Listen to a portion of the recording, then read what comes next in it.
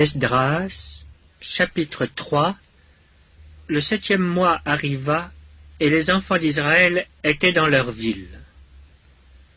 Alors le peuple s'assembla comme un seul homme à Jérusalem.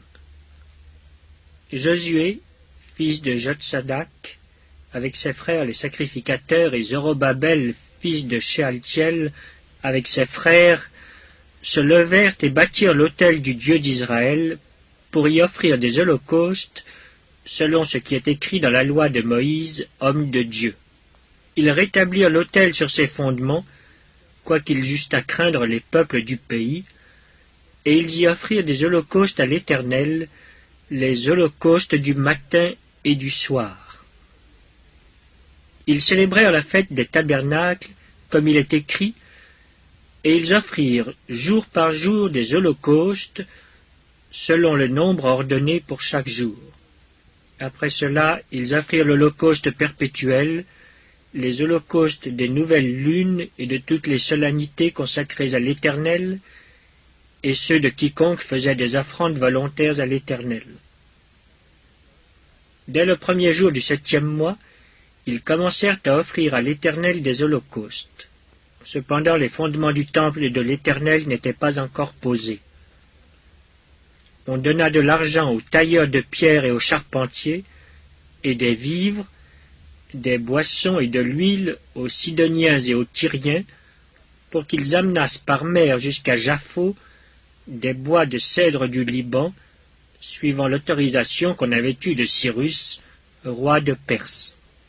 La seconde année depuis leur arrivée à la maison de Dieu à Jérusalem, au second mois, Zorobabel, fils de Shealtiel, Josué, fils de Jotsadak, avec le reste de leurs frères les sacrificateurs et les Lévites, et tous ceux qui étaient revenus de la captivité à Jérusalem, se mirent à l'œuvre et chargèrent les Lévites de 20 ans et au-dessus de surveiller les travaux de la maison de l'Éternel.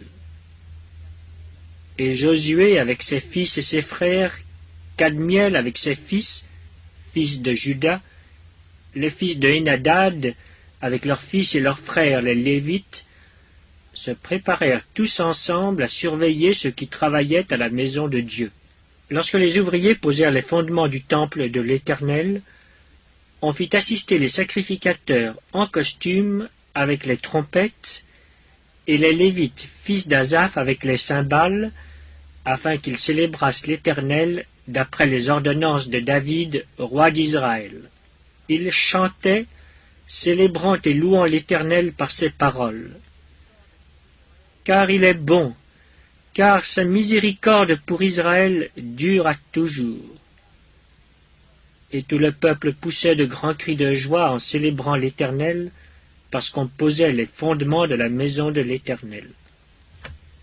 Mais plusieurs des sacrificateurs et des Lévites, et des chefs de famille âgés qui avaient vu la première maison, pleuraient à grand bruit pendant qu'on posait sous leurs yeux les fondements de cette maison. Beaucoup d'autres faisaient éclater leur joie par des cris, en sorte qu'on ne pouvait distinguer le bruit des cris de joie d'avec le bruit des pleurs parmi le peuple, car le peuple poussait de grands cris, dont le son s'entendait au loin.